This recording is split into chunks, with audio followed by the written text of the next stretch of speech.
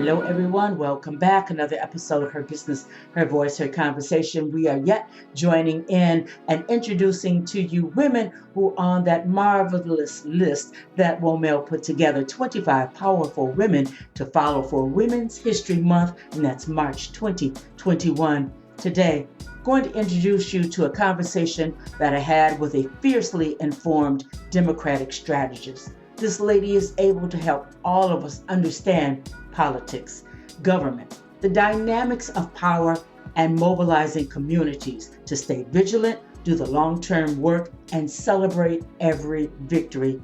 This lady is a sought-out commentator. She's a writer. Let me introduce you to Nyela Amaru.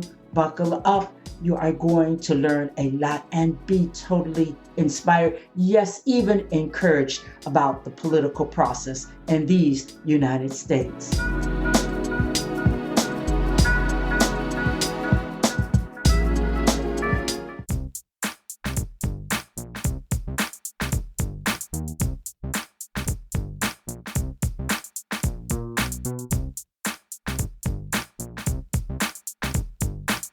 Welcome to Her Business, Her Voice, Her Conversation. This podcast was created for the boomer woman leaving corporate, and now you're looking to reinvent yourself, become an author, an entrepreneur, a podcaster. Well, each episode will leave you with clarity. You will come away with the yes, I can and yes, I will reinvent myself mindset. So come on, let's do this. I'm your host, Margot Levette.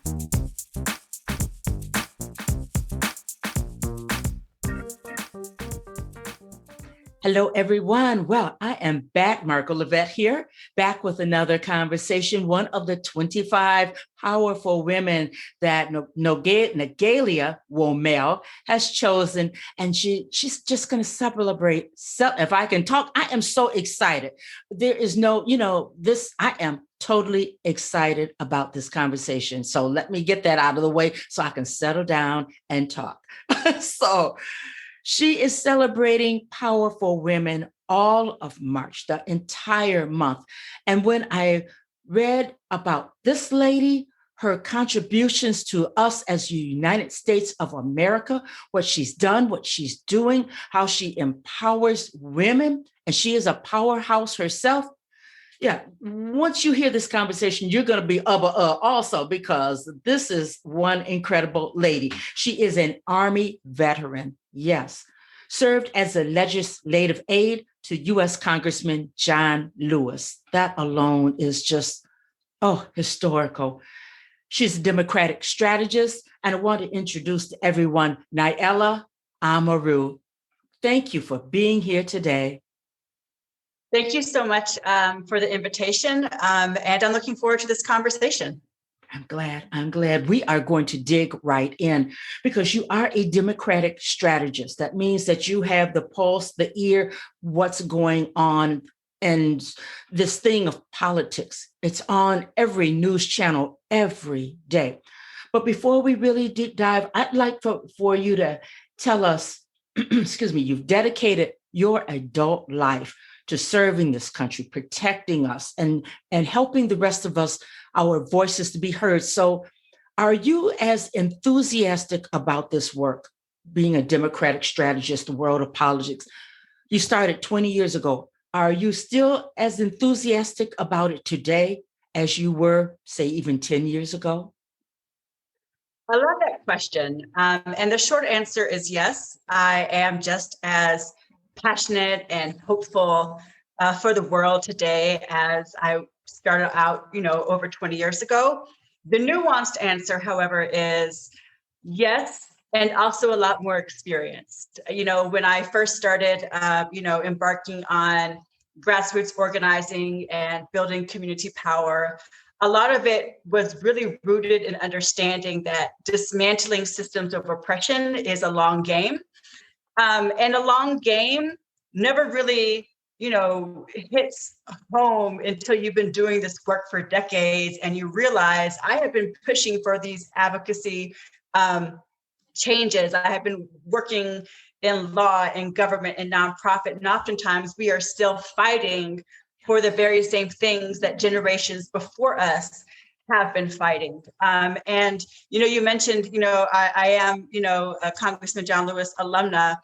And one of the many lessons I've learned from being in his presence and watching him and, working alongside him has been, the work is long, and that's the commitment and discipline of community organizing. And our work as organizers, as advocates, as strategists, as everyday people, in dismantling all the systems of oppression that we navigate every day, is to understand that it can be a long process, but also to find joy in knowing that every day we are not working alone.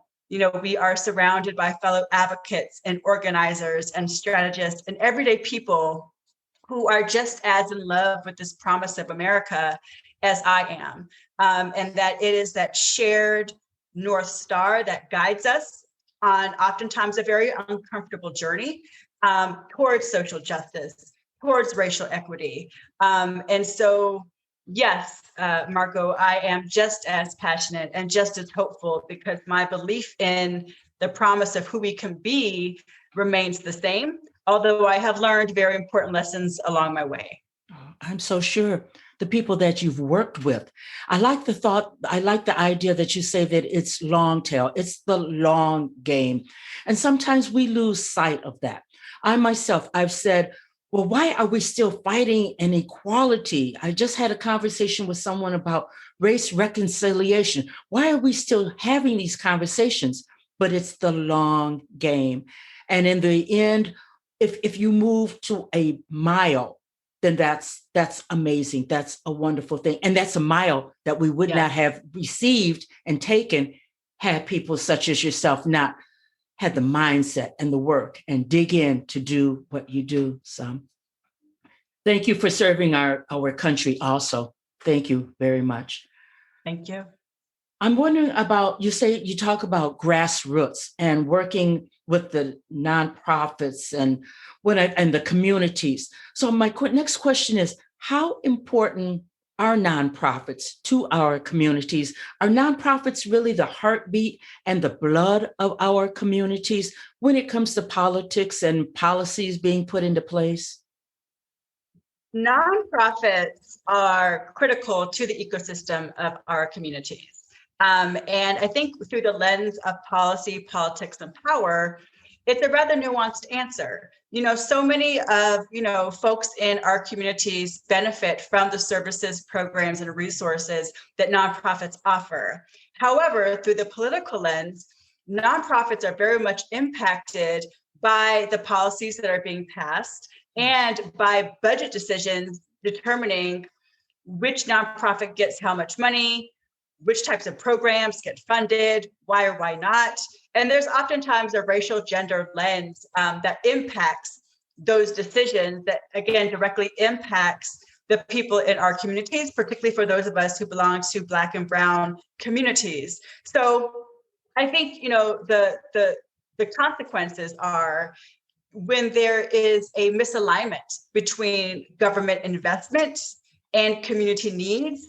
And I think that's the overarching framework of what is the relationship between nonprofits, politics, and policy, is that nonprofits serve oftentimes our most vulnerable neighbors, but are not necessarily part of those government and legislative decision-making processes. And that creates, again, that disconnect that continues to perpetuate these harmful systems of government making policy decisions, government making budget decisions that impact nonprofit programs, services, and resources that then in turn have a direct and disparaging impact to Black and Brown communities. Again, repeating this really unfortunate cycle that is very difficult to break.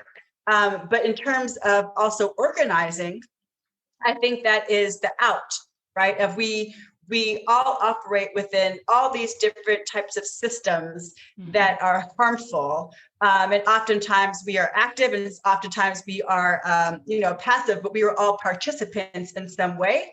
And I think oftentimes the conversation when it comes to nonprofits, because legally nonprofits cannot legally, they're very much limited to the type of lobbying and advocacy they can do because their sole role is to provide the services and to provide the resources and support directly. However, this also, again, goes back to when folks who are receiving those resources from nonprofits no longer receive those resources because of budget decisions. That's an opportunity for people in the community to organize and build power and force government to rethink the types of decisions that it makes now that people who have been historically marginalized and left out of those conversations have organized and built their sphere of influence to make government pay attention and invest in them. Wow. Okay. I see the dynamics. I see how that runs. It is a system. What comes to my mind is this thing of COVID. Black and brown folks early on, healthcare, we don't get it the way that we should. So when we see these things going on in our communities, that's time for us to mobilize, get with our leaders on the local level, do you think? Or how do you set something like that up? I know it gets a little bit deeper, but how would a person begin this work? Absolutely. So organizing is for everybody, right? And one of the things that I like to, try and share is oftentimes for those of us who belong to or come from communities that have been disenfranchised by government, we think about government in this abstract way, right? Mm-hmm. Like government is this thing over there that happens to us. And we don't necessarily view government as an opportunity to engage in policies. And I think, that is for fair reasons because of American history, right? The harm that government has intentionally caused to so many different types of communities. With that said, I think, when we begin to challenge our own understanding of power, what does it look like? Mm-hmm. Who has it? How do we build it? And we begin to challenge, again, this common definition that power is government. But then you think about government is people. Government is rooted in the power of the people per our Constitution. Yes. And without going into the history that you and I both know, that Constitution never included us. However, in the words that it proclaims is that it should. And so when we begin to think about, who is powerful and begin to think about government as, this entity that only has its power because we allow it, we begin to think about the power that we hold. We begin to think about self-agency and empowerment and how we as individuals are incredibly powerful through individual actions like going to the ballot box and casting our votes, or, showing up at a town hall and becoming educated about the issues. Whatever that form of activism looks like, I think it's just so important that we make that connection of, power is dynamic and power is fluid and power absolutely looks like us. Yes. And government is powerful because of us. And government, is not this strange, abstract, faraway entity that happens to us, but that we have a responsibility to be engaged and to be as active as we possibly can in the ways that we can, so that we are part of that process that impacts our lives every day. And so in the context of COVID, COVID has only illustrated what so many people have already known, right? The racial disparities of how who gets the resources and who doesn't. Even with the vaccine distribution, again, it's the same, right? Who is getting them first and who's not, right? What are the communities that have been most impacted but are still furthest in the back of the line, who still don't have, access to the vaccine distribution?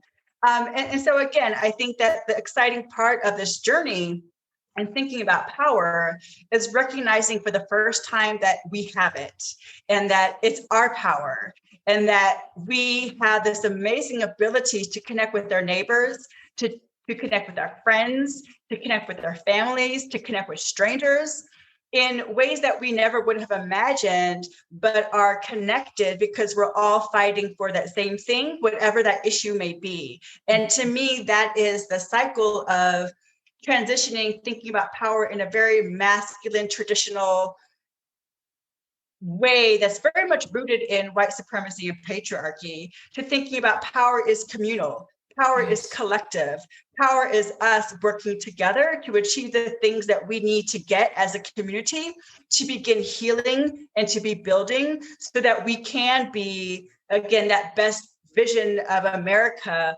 that really is inclusive of we all the people. Yes. Oh my goodness.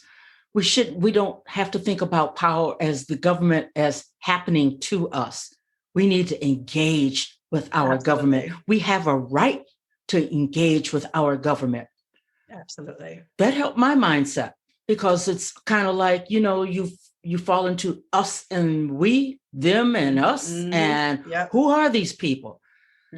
When I watch CNN, MSNBC, any of the news outlets, I am very discouraged about what I see concerning how polarized we are. And you who's right there in the thick of the fight, the grassroots, and your eyes and ears are on things that I know that I don't see. How polarized are we? Or is it just amped up? And where did we lose where did we get disconnected? I think that, yes, we are very polarized, unfortunately. I think that also, thinking about where are those points of disconnection, I think it can be attributed to a few things. One, coming from the Capitol Hill perspective, and then also coming from like the grassroots organizing perspective, and also just the lens of like an everyday person just trying to make it in America in the skin we're in, right? Yes. So on the Hill, because we're living in a partisan system, Republicans and Democrats, I think oftentimes the way that our political system is structured as Republican, Democrat, creates the us versus them type of feeling, right? And so if it's us versus them, then there can only be a winner and a loser. And so much of our political discourse feeds into, if I win, then you lose, but if you win, then I lose. And so that binary, really feeds into a level of ugliness of, winner takes all and nothing left. And so it really, compromises the ability for substantive conversations, particularly when we're talking about policy, right? Policy, there are nuances. Elected officials represent different types of districts that, are home to very many different types of Americans, right? And so I'm living in New York, which, is a lot different than back home in Georgia, right? Yes. Which is a lot different than where I went to school in Texas, or, when I lived in DC. And so I think oftentimes nuance is lost in these conversations because our system is so binary as us versus them. And so the polarization is just fed into, we must win and you must lose, or else, we all lose, as opposed to let's identify those points of agreement that we all can agree on and use that as a starting base to build from. But that's not the right.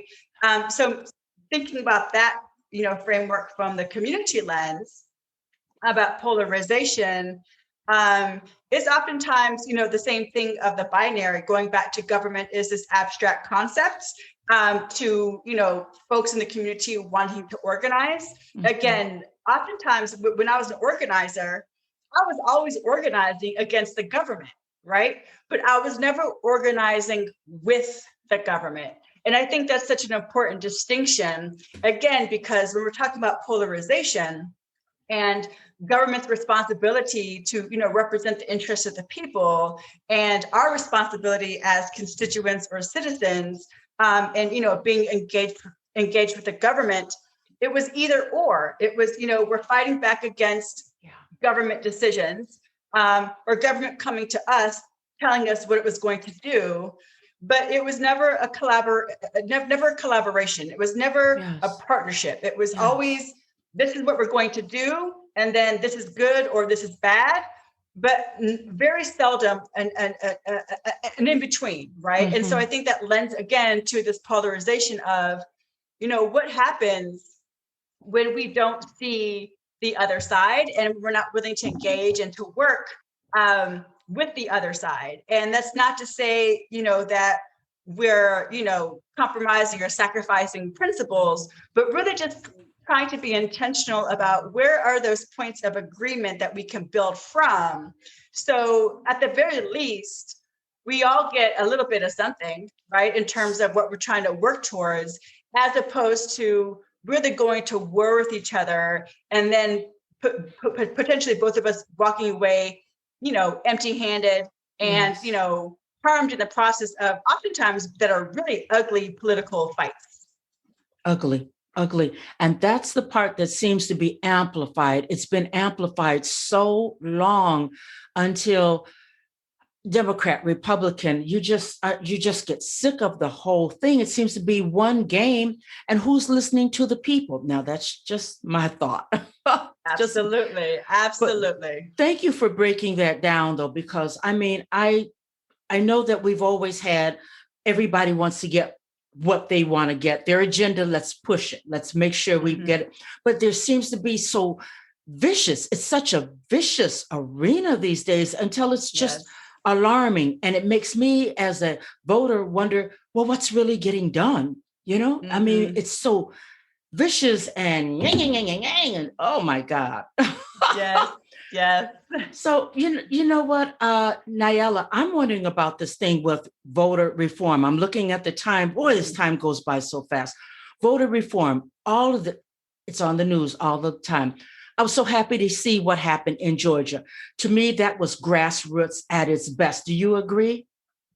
I do agree. Absolutely. Wow. I think that it's, I always say when it comes to voter suppression, attempts and practices, I am, I'm not surprised, but again, always disappointed when these things happen.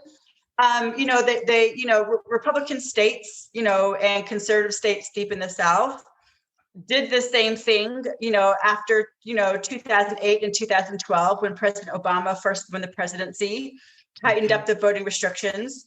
And then when the Voting Rights Act, Section 5 was struck down back in 2013, which really protected the Voting Rights Act and gave it some teeth, was struck down, then it really was open season. And what we have seen this year, I think, again, is just another illustration of what happened in the 2020 election of traditionally, safe Republican states, and specifically Georgia, which are traditionally, referred to as conservative or Republican, are no longer that way. It's a true battleground state. And so, in true, post-Reconstruction Jim Crow era type behavior and laws, Republicans will try to disenfranchise Black and brown voters by taking away access to the ballot box, while proclaiming it is in the name of election integrity, even though Black and brown voters voted in the system that Republicans designed and executed. And again, I think that just speaks to, again, the need for people to be aware of what is happening, but also drives home the power of the vote. Right? Republicans, would not be trying so desperately to take away voting rights if it did not have an impact on electoral outcomes, but it does. And because electoral outcomes matter to who's literally representing us and how that has a direct impact on laws and policies that are being discussed, then again, I just think that it's a testament to the power of the vote. Yes. And to the power of community organizing, when communities rise up and say, you will not do this. You will not take away our right to vote. We will organize and we will mobilize and we will educate our neighbors, friends, and families and strangers so that they also know what's going on. Again, because the government is supposed to be governing in the public interest, and our responsibility is to making sure that that public interest includes our perspectives and not just those who have traditionally held access to the halls of government power. I totally agree. I shake my head. I think I shook my head more with your interview than with any. I totally agree. I see what's going on, and I see a great opportunity for women to make history. There's a lot going on, but in the media, as a strategist, consultant, what do you foresee women in these next couple of years? How can we really make a deeper footprint, push the needle, as they say, and what can we do as women and really matter in this world of I can't even formulate the question really. What can we do? Because it looks like everything is so over our heads for me sometimes, but it's really not. It really isn't. So what can we do? I think that we can do what we have always been doing, Margot, which is doing the work, and doing the work in partnership, in deep partnership with each other, in service of the greater good for our communities. I think, oftentimes, as we, talked a little bit about before we went live, the work of Black and Brown women has very rarely been recognized throughout history. But yet time and again, the impact of Black and Brown women cannot be denied. Now, whether or not it is recognized publicly is a whole nother conversation. But just thinking about, my own background and our own histories and the legacies of amazing women that we come from, it is an honor to continue to do the work that so many women, generations before me, were already working in service of. And so I think it's important, what we can do as women in today's context, is again to honor those who have paved the path before us, and have made the work a little bit easier for us, as we continue to do the work, and we continue to do the work so it's a little bit easier, for the generations behind us. But also, I think what we as women can do, with, the weight of the world on our shoulders as women of color who wear so many different titles and share so many different responsibilities, is to also give ourselves grace, which has been an important lesson that I learned, later in life, in terms of we're so oftentimes driven by proving our worth to be productive and by achieving, certain goals in service of our communities. And, that's a good motivation, but at the same time, it cannot be the only motivation, particularly when, the work of organizing and advocacy is incredibly taxing psychologically, emotionally, spiritually, because there never is an off day, until we learn to take an off day, and that it's okay to take an off day and to love yourself and to take care of yourself. And it doesn't mean that we're selfish or that we're not thinking about others or that we're giving up the good fight. It just means that we are taking the time needed for us to replenish and to heal, so that when we are ready, we can join back in the movement, fully restored in a way that we need to be in order for us to continue to do the work that is not just in service of our communities for whom we sacrifice so much, but also in service of our greater selves, so that we can show up in this work in the ways that we need to, so that we are, again, balancing both, self-love and love for community in our work in trying to move towards social justice. I just have to clap on that. I am so glad that you put that piece in, because the grind and the struggle is real, and all of that. Those are buzzwords that we hear all the time. But what about the strategists? What about the movers and the shakers that are really getting our voices out there? Love yourself, take time for yourself. Yeah. And I would even say, take time to celebrate yourself, because this is important work. Celebrate. I don't care if it's just an inch that was taken that day. Celebrate it, document it. Ah, my goodness. This has been Nyla Amaru. This has been fantastic. I tell you, I thank you a million times. Thank you for serving this country, for raising us all up. You raised my awareness just in this conversation, and I want to thank you for that. So glad that you are one of the 25 women that WOMEL magazine is honoring the month of March. Well deserved. And gosh, I hope we have another conversation, because it seems like long term. We're not at the end of this fight yet. We're not at the end. There's always another rock to throw. There's another piece of dirt to dig up and put somewhere else. So I hope that we have an opportunity to have another conversation. So it's always hard for me to end up these conversations, but I'm Margot Levette, and I have to cut it off right here. So wow. I'll see everybody on the next conversation. Thank you, Nyla, and everyone else. Take care. I will see you on the next conversation. Bye-bye now.